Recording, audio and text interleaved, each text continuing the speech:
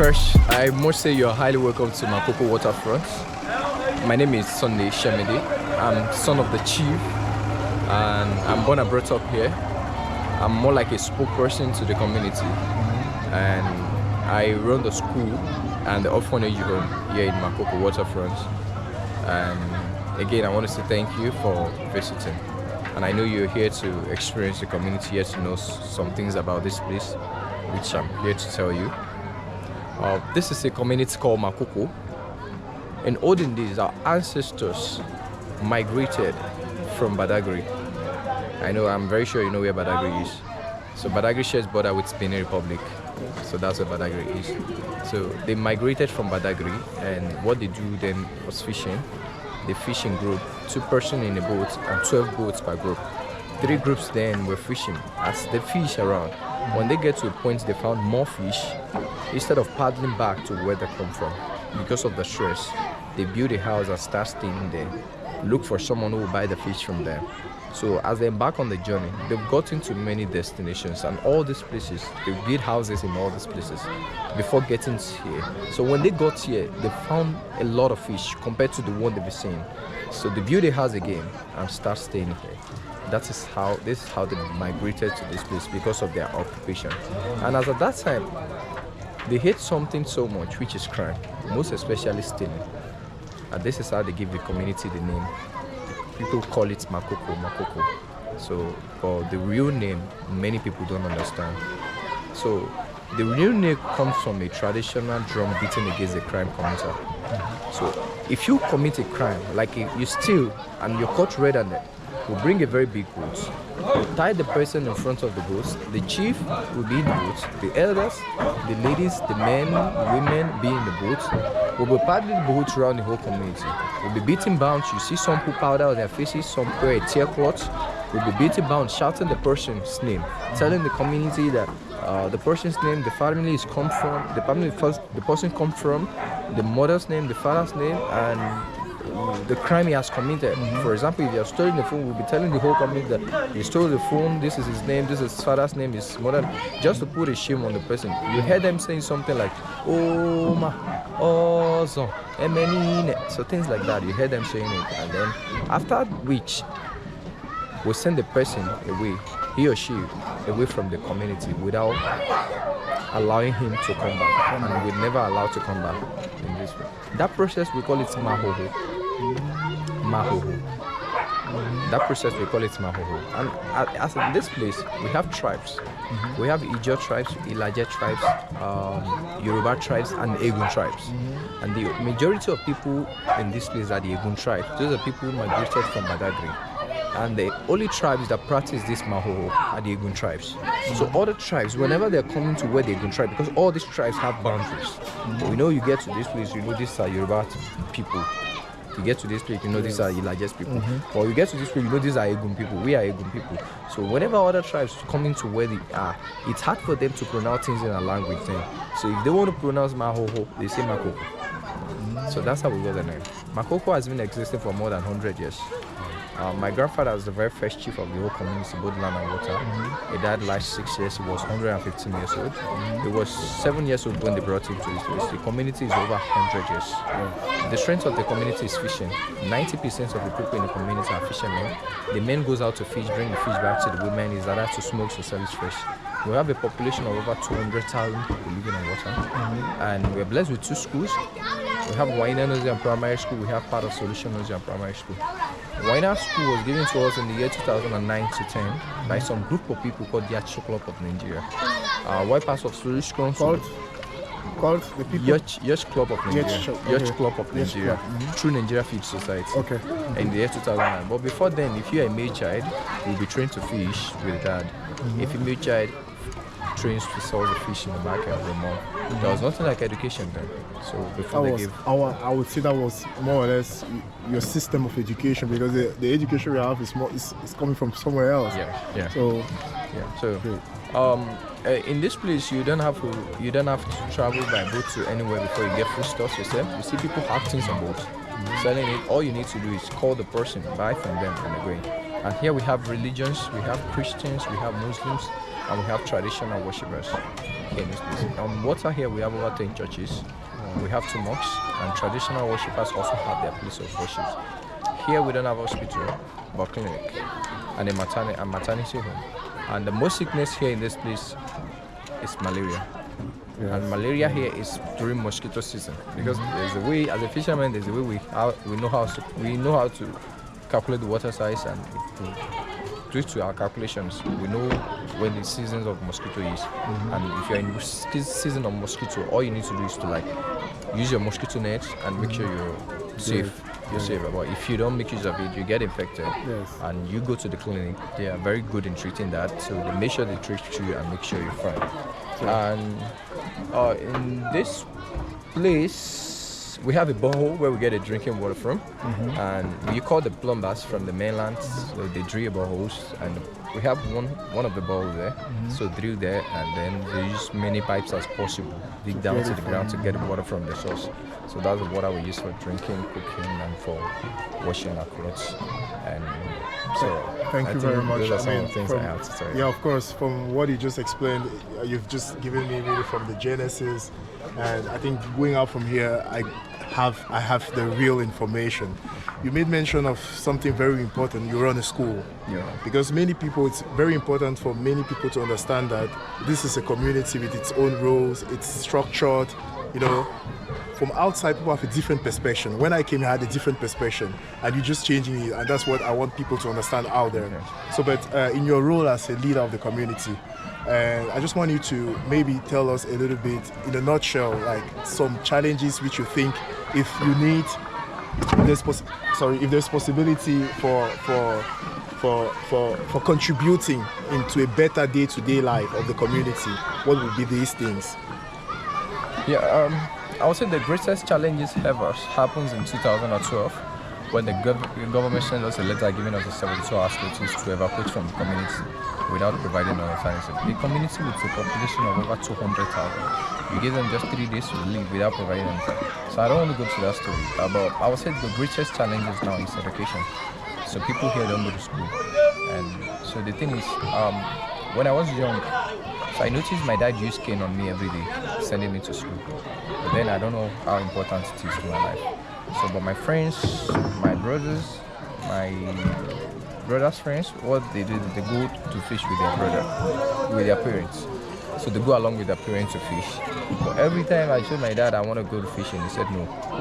He used cane on me, he tie me and throw me down to the mainland to school. My friends will come back from fishing. When they come back from fishing, I see them with money. They have money in their hands, and sometimes they buy food, they give me food. So I told Dad, I want to make money too. He said no. Oh, you go to fishing. So while I was schooling, they were fishing. So I got to a certain class, and in my school. So I get to see that school is so interesting, and then I get to meet with a lot of people, meet with a lot of tribes, and then it become interesting. So I don't want to go to school. I don't want to go to fishing anymore, because I'm learning new things. So I'm speaking in a language which my friends, my brothers could not speak, understand. So so I get to see that this thing is becoming interesting. So then when I start having this feeling, so my dad, who has been using cane on me, started teaching me how to fish as well. So when I come back from school, he put me in boats, then we go to fishing again. So I learned the boating. So I go to school and then learn how to fish. So I know how to fish again. I know how to get myself some money in terms of fishing. The fishing I always want to do. So I go there, I make money from it, and then I've gotten something else from somewhere else too. So the greatest challenges that happens to us when the government sent a letter, so they actually came and started demolishing houses. They demolished a lot of our houses, and a second in command to the chief was shot during the process. And we believe all these things happen because of the lack of education. Our fathers are not educated, our forefathers are not. Even my dad as a chief is not educated. My mom is not educated. And we believe if they had been educated, they would have at least occupied some spaces. We would have had lawyer amongst them. We would have somebody who, because in a country like this, if you have somebody like representing in the Federal House of Assembly, then you have somebody in State House of Assembly, or even in the local council. In all these places, there's nobody representing us there, and this is because of the lack of education. If they had been educated, they would have fight for any of these posts. So have this in my mind, so I really don't want the same thing to happen to the kids. So the little I got there, I always want to share it out to my young ones, and then because I always recap what my dad did to me, that if this had not been important to my life, my dad would have been using pain on me every day. Now I notice this is the better thing, and then the little I have, I want to give back. So I have an elder brother too that is learned like me, so I thought to him, bro, let's make that, and then let's make this community grow by giving peace education. So then there's no money with us, nothing, but we had to like start with something. We start educating families here in this place. You know, when the father is not educated, the mother is not educated, it's hard for them to know how important it is. So first we need to educate them. Okay, you send your kids to school and then they become a better person. They become whatever it is they want to become in the future. So we had to educate them, and then they believe us. And what they told us is, we don't have money to send them to school. It's true. A lot of families here don't have money to send their kids to school. What they do, they're fishing, what they do is to like survive. Only to survive, just put on food on the table. And that's why you brought school to them. Yeah, so that's why I brought this idea of bringing a school. So I started with 20 kids. So before giving the 20 kids lectures, I use my room, I use my brother's room as a classrooms, and then before I know, people begin to send more kids, because these kids are like saying things the parents cannot see. They're like reading alphabets and then reading all other things and then speaking in English. And then people begin to send kids. Before we know, we have 100, we have 200, we have 300. Now we have over 400 kids in the school. Wow. Which we give free education, because that's what we're promising the parents. That we're gonna give them. We know we don't have money, but we're gonna give them free education. So people were asking, how are we gonna do that? So I said, no worry, God will do it. So then people, there are a lot of stories that used to come into this place. These tourists, I happen to be the one I used to bring them in. Even though if they want to come, they contact me. I go to the mainland and bring them in. I'll bring them into the community, share the story with them. And these stories, I do normally talk to them, and then a lot of them believe what I'm doing, and then they donate a lot. So when I got to see that I have many number of students, and then which the rooms I'm using cannot accommodate them, so I had to start reaching out to people to support me with funds to build a school.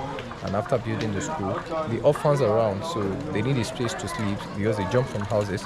We hate crime, so if they grew up like that, we might end up having crime. So I have to start reaching out to people again to support me to build an orphanage. So now I have an orphanage, I have a school for them, and then for free. So Thank you very much. Thank you very much, Enrique, for giving us your time, for explaining all these things. And I really wish that you keep on doing this great job, because when we were moving around, we really saw all these smiling faces on these kids, and this is thanks to the good job you're doing. Thanks. Because of course it's what I've choose to do, and because a lot of now I can tell you we have just 20% of kids in school for now, and the plan is to build more school as possible. Many schools are possible to accommodate more. Right now, in our school year, we have over 400 kids in the school, and I can tell in the community, MAKOKO waterfront, with a population of over 200,000 people, we have just 20% of the kids in school. So many of the kids are eager to go to school, which we can accommodate because of space. So the plan is to build more schools, as many schools as possible, and to build a school here on water and furnish everything. So we need like a 20 million naira to build a fully building, and a school that can accommodate at least 400 kids in the community. And then we'll furnish it, put benches and then everything, and to give the kids education, because I believe every kid deserves education.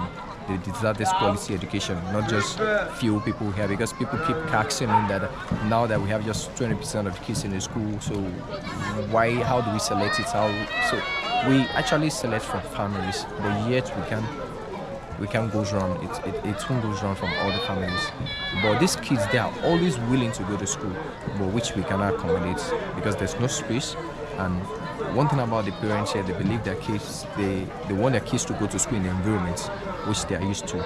So that's it. I would say what we really need now is school. So we need a school, more school buildings to accommodate more kids. Thank you. Good evening, everybody. I'm Olonwa. I'm from Ondo State, where I was born here. So I work here. So I lived here for so long, but no job, no nothing. So I do came for a living. So when my friend come, now asked me what I'm doing for a living, and I told him that I'm going to tell the government that they should help us over here. So government, we need your help, so we can be a better person. So we want to go to school. We need a lot of help. Government just help. Government just help. So we are at the start of my brother's market. He just invited us to come and check what he's doing for a living, his business. So we'll have the opportunity to speak a little bit with him. He will introduce himself, tell us a little bit about his business and some insight about the community. But for the first time, right, we'll first of all try to, command, because I want to eat. Yes. So my brother. Charlie. Yes. My name is Daniel. He's a cool guy, yeah. Don't see him like that. My name is So Daniel. this is the business, yeah. So, just to survive in our country, everything is hard right now. As I said, everything is fucking. Nothing is easy in Nigeria. To be a man, to survive, even to be a woman, is hard. And I'm someone that, like, there's a proverb that the Yoruba tribe says that goes like, I don't know how the English people say it. Idle man is a devil man, This is not my intention. This is not what I used to. This is not what I used to be a man. Yes. So my ambition is to be a coach. Like, I used to see something to run the man in my area that I want to win World Cup for Nigeria, because I have ambition for coaching. You understand? I have ambition, like that's my ambition, that's my plan, that's my future to be a coach. You understand? So because of how the situation is, so you have to find something at least to do to survive. And I know how to cook. Being your delicacy, I will cook it. So I was like, and I know how to cook a lot, because there are a lot of people selling what I would like to sell. I was like, okay, let me just start from Indomie business. So at least, I beg, this place I'm staying, I beg for it. Just to at least to make a living. This is not what I'm doing alone. No. I do dry cleaning. I do cleaning job for one office every morning like that, 6:30 to 8 o'clock in the morning. After finishing from there, I resume here in the morning just to survive. I don't have children yet. I don't have a wife yet, but a lot of people depend on me, like my sister, my senior sister. She's not feeling fine. I'm the one catering for medical expenses, like something like that. Our son too is there, depending on me. I don't have mom, I don't have dad, but this is the job of our country. You can't just start begging on the street, begging on the road. We have to start we have to do something just to support ourselves, to help each other.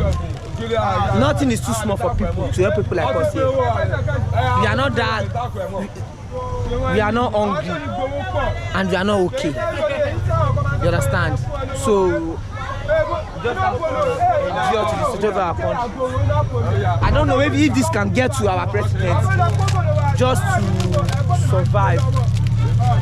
It's hard, but at least let's thank, glory be to God that we are not begging. I still to do thank God that my own is too little. If you go to the streets, you see so many people that they beg for living, that they do street arms just to survive. Just thank God for our own.